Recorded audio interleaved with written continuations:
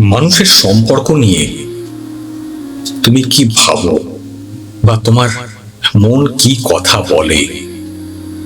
আমি যখন এই প্রশ্নটা নিজেকে করি, এই প্রশ্নটা যখন নিজেকে জিজ্ঞাসা করি, তখন মানুষের সঙ্গে মানুষের সম্পর্কের থেকেও না একটা ছেলে বা একটা মেয়ের সম্পর্কের কথা, অথবা একটা পুরুষের সঙ্গে একটা নারীর সম্পর্কের কথা সবচেয়ে বেশি মনে পড়ে।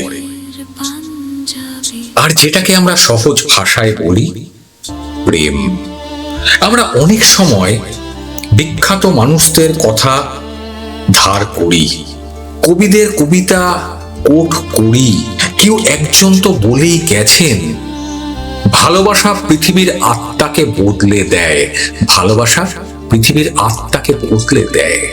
কিন্তু কখনো কি নিজের মনকে প্রশ্ন করেছো যে ভালোবাসা নিয়ে তোমার নিজের ভাবনাটা ঠিক কি?